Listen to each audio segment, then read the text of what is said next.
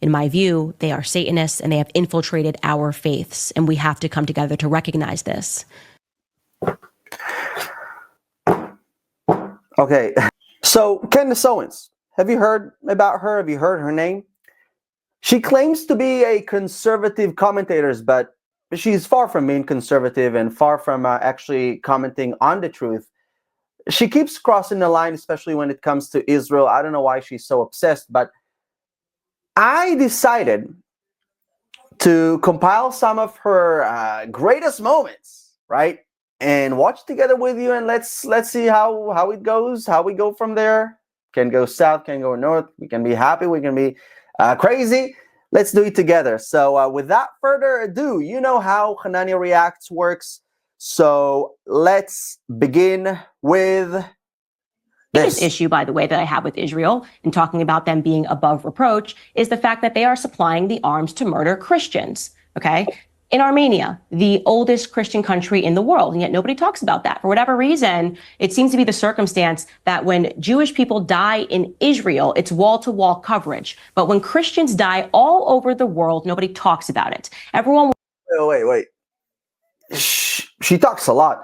And I have something to say about it, because the United States also sells weapons to nearly actually 60 countries in the world, which is roughly a third of the world. So if we go by Candace Owens' standards, so it means that whenever a bullet is fired in a third of the world, then it is the direct blame of the United States. So if we go by Candace Owens' standards, so that's that. But secondly, Candace, I know that you have just now or recently discovered about the Nagorno-Karabakh conflict between Azerbaijan and Armenia. It's an old conflict, okay? So it's a decades-long conflict. So you should actually learn history before blaming this whole conflict on the Jewish state. Again, let's see what else wants to correlate everything to World War II. Everyone wants to talk about Adolf Hitler, and rightfully so, he was a horrific person. But nobody wants to talk about Henryk Yagoda, right? Nobody wants to talk about the Bolsheviks. Nobody wants to talk about the Christian Holocaust. I am tired of the media, exhausted of the media not speaking about what is happening to Christians all around the world. And it is especially... Okay, wait, hold on. She keeps talking about not hearing about, Christian being persecuted. And actually, you're right. You're not hearing about it because you're too busy blaming Israel. So all of your focus is on trying to scapegoat the one and only Jewish state in the world. And, actually, you're doing that instead of condemning the ones who actually go after Christians. Let's just give you as an example. You have Egypt. I don't know, maybe you talked about it, I didn't hear about it. Christians being butchered and persecuted in Egypt, especially after Christmas and Easter. Or, for example, Iran. People that leave Islam, convert to Christianity, they live under the threat of basically risking their lives only by believing in Christianity.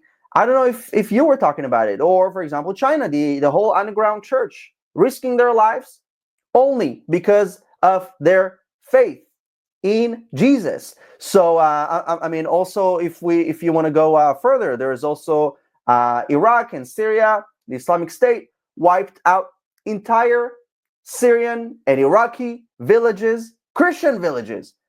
Now, meanwhile, Israel, your so-called villain in your scripts, has actually protected Christians from these jihadists. Between the years 2013 and 2017, Israel treated over 4,000 Syrians in its hospitals. Did you report about that? I don't know. I didn't see you reporting about that. Israel, an Israeli organization, sent teams who risked their lives to assist Yazidi Christians as well as Iraqi Christians who were victims of the Islamic State, risking their lives to do that. So meanwhile, by the way, Arab governments shut their doors in the faces of these Christians who needed help. I call out when Christians are being persecuted around the world. But Candace, Christians are being killed, but not by Israel. And if you were actually serious about defending them, you would stop slandering the one country in the Middle East where Christians are actually safe, free, and the community is actually growing. So this is just ridiculous. Let's move on to the next part. It's fun, right? It's definitely fun. Wait, let's see what's that part is all about. All right, so it's getting pretty weird out there. I think we can all agree. You know, I'm not going to say it, but like, you know, it seems like our country is being held hostage by Israel. Okay, I'm going to get in so much trouble for that. I don't even care. It's something's cracking.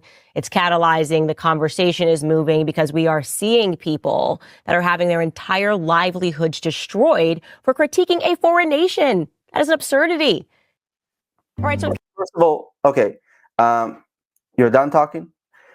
This is another, yet again, scapegoating Israel. First of all, by all means, if you want to criticize a country's policy, go ahead. But actually, no, Candace, Israel is not holding America hostage. It's one of the few allies that actually give back. And also, I would expect better from an American who loves America, pretends to love America, pretends to respect America, because America is a strong country. America is an amazing country with amazing people. So you belittling America like that, I find it disrespectful, and I'm not even American. But actually, Israel gives. So sure, the U.S. gives Israel over $3 billion in aid, in military aid. But hear this: over 70% of its of the aid is spent directly inside the U.S. economy on American-made defense equipment. That's not handout like you're trying to imply. Maybe not in this video, in other videos. That's an investment that America is doing in the state of Israel to actually give back to America with jobs, with factories, with technologies. Actually, there's this image that I think it's worth showing. Look at that. Okay, so I've posted it also on social media, but that's how much aid the U.S. gave Israel in the year 2022, and that's how much money Israel gave back to America. So yeah, compare that to money that the United States spent on countries that money wasted on regimes that actually hate America, like Pakistan, like the Palestinian Authority, who pay terrorists to murder civilians and teach children to hate Israelis and hate Americans. This is unheard of. Israel actually shares real-time intelligence with the United States on Iran, terrorism, cyber threats. Israel never sent American troops to die in its wars. We send our own troops. We fight for ourselves, and we stand and defend ourselves and our borders. So portraying it like Israel is sending is getting U.S. money, sending it to war. This is just wrong.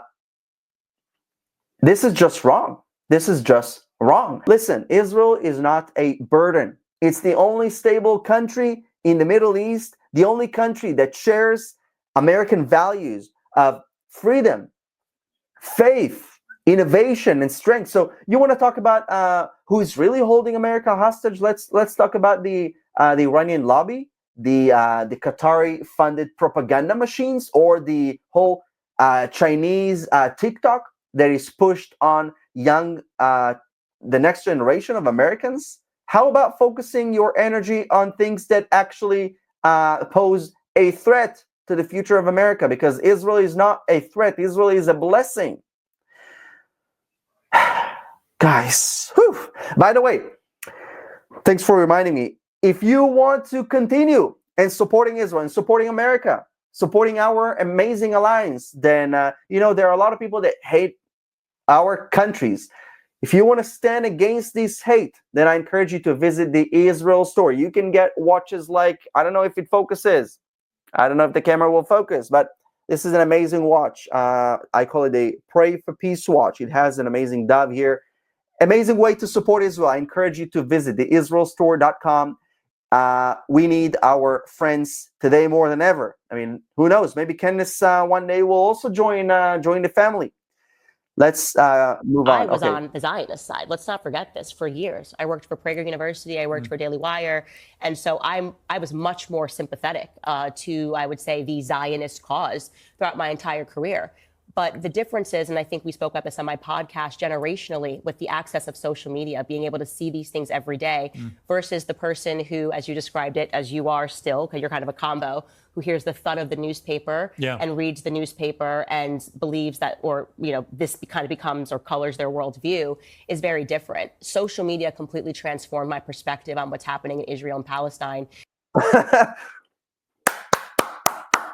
Wait, hold on. I'm going to comment on that. Hold on. And I'm disgusted with myself for not being more awake. Okay, but that's to interesting it. because. Okay, did you just hear that? She said social media shaped her perspective on Israel and Palestine. I mean, right on, Candace. Because who needs books, intellectuals, knowledge, when the big tech giants tell you how to think about a certain topic, right, Candace? Let's just hear that again, because I just think it's so amazing. This is crazy. What's happening in Israel and Palestine. Let's see. Social media completely transformed my perspective on what's happening in Israel and Palestine. Hold on. And I'm disgusted with myself for. Candace words, not mine. Candace words, not mine. She said she's disgusted with herself. I didn't say that, guys. Don't put words in my mouth. You know, Judaism is a faith. Israel is a state, and it is not above critique, and that what Bibi Netanyahu has done to the Palestinians since October 7th is a Holocaust. It is a Holocaust that is being committed on Palestinian children and women. Did you just hear that? Okay. And I'm not going to quiet my perspective on that, you know, to kowtow to whatever the prevailing narrative is at the New York Post. My goodness. Listen, calling Israel's war against Hamas a Holocaust is just, it's not just ignorant, it's actually evil, because the Holocaust was a systematic extermination of 6 million Jews who were targeted for who they were, not for launching terror attacks, or not for hiding in tunnels, not for kidnapping babies. Israel is not committing a Holocaust. It's preventing one. You know, Judaism, she said it, Judaism is a faith that is true, but Israel is the Jewish people's ancestral homeland. You can't separate it. You can't separate them like it's a branding issue. That's actually historical denial. And I have to say something about October 7th, because what Candace just said, it's just preposterous. Because let me just say this: if any country were to go through what Israel went through on October 7th, let's take America for example, you would do exactly what we are doing. You would not stand and accept lectures from someone named Candace Owens on human rights and justice. You would do whatever you need to do to get the job done and to make sure that your people are not massacred. And that never again means never again. So this is just absurd. Hamas hides behind civilians, stores weapons in hospitals, uses keys as shields, and you call the response a Holocaust? Candace, you're in a complete wrong direction. My nerves. There's so much more here that I didn't leave. So much more that I could say, so much more history that I studied. There's a lot behind my refusal, my absolute refusal to bend the knee to Israel, as many American politicians have done. So there's too much that I've learned about their history, about what was done to Christians, which they're... Okay, she calls herself, or she's known to be, an American commentator, but the only thing I hear her commenting about is Israel, Israel, Israel. Think about that. Alleging now it's blood libel. None of that's real. It didn't happen. Well, they're convincing Jewish people, like actually Jewish people, people that practice Judaism as a faith, who are not Frankists, who are brilliant people who could research this and actually tell you what is going on. In fact, I read the books from the Israeli historians, Shlomo Sand being one of them, who has been writing about what is happening. People that have written about the Jewish mystic. Okay, do you know who Shlomo Sand is? She loves to quote people that I don't really know that if she knows who these people are, but do you refer to this? Hold on. Do you refer to this Shlomo Sand, a socialist, post-Zionist socialist? Okay, if that's what serves your agenda, socialism, that says a lot about why you have the opinions that you have. Okay. Christian mystic tradition. Again, not Christian. These people are not Jewish. In my view, they are Satanists and they have infiltrated our faiths. And we have to come together to recognize this. Okay. Calling Israel Satanist just because you don't like our politics is honestly just disgusting, because Jesus was a Jew. The Bible is Jewish, and the faith you claim to follow is rooted in Israel, not in your YouTube's rabbit holes. Most people don't know. They think that the nation of Israel was established because of World War II. No, there was a lot going on leading up to that. Learn about the Damascus affair of. The state of Israel was not established because of World War II. The state of Israel was established because of kings like King David that came to the land, established his kingdom. King Solomon that built the first temple. We came and reestablished Israel because this is our ancestral homeland, and this is our connection. So you trying to detach that from us, no matter how hard you try to erase the Jewish connection to the land of Israel, you cannot argue history. We belong in our ancestral homeland, whether you like it or not. It's not myth. That's archaeology, scripture, and also it's reality. 1840. Learn about what. Wait, what did she say right there about 40?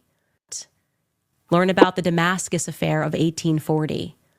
Learn about what happened to Esther Salamisi in Austria in 1880 thereafter. Okay? There were Christians that kept going missing on holidays. Listen, the referring to the Damascus affair in 1840 as evidence against the Jews, this is a blind libel, a fake accusation against Jews, proven false, and also condemned by, I wrote it down, Pope Gregory the 16th. Because, Candace, I have a question. Are you now, by saying that, are you siding with the 19th century mobs who burnt and persecuted the Jewish people over rumors? Really? And the entire Christian world rose up and began publicizing, trying to point to what they deemed to be a satanic cult. This is honestly, this is outrageous, because I think, and let me know in the comments if you agree with me, because I think, like, in my opinion, Candace Owens does not stand for Christians. She is actually repeating the same slanders that fueled pogroms, ghettos, gas chambers. I think that this is outrageous, that it's, I mean, she has the her right to express her opinions, but you know, because I also have my right to express my opinion, I think that this is just outrageous, because if you think you're speaking the truth, Candace, you've been lied to. Guys, thank you so much for watching. Let me know in the comments, what do you think about Candace Owens? I'm actually curious. I'm going to read your comments, and until next time.